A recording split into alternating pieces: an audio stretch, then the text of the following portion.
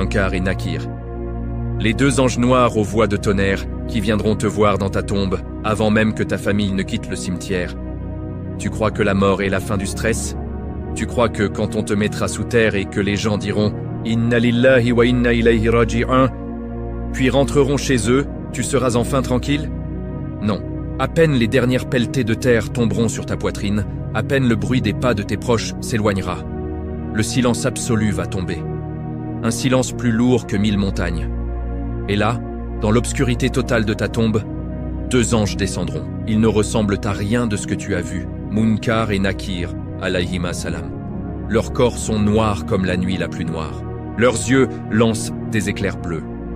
Leurs cheveux touchent à la terre, longs et emmêlés comme des serpents. Leurs dents sont des crocs de fer. Leurs voix font trembler les os des morts. Quand ils marchent, la tombe s'élarge d'elle-même de terreur. Ils arrivent sans frapper.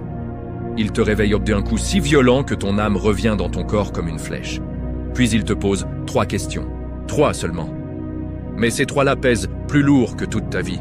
Premier cri, si fort que les morts des tombes voisines l'entendent. Man Rabouk, qui est ton Seigneur? Si tu dis Allah, la tombe s'illumine, une porte s'ouvre sur le paradis.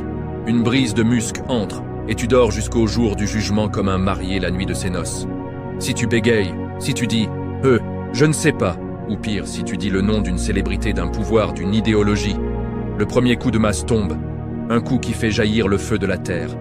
Ton crâne explose, tes côtes se brisent, et la tombe se resserre jusqu'à t'écraser comme un étau.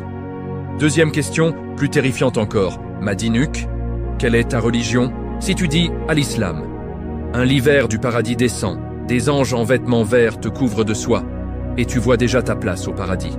Si tu dis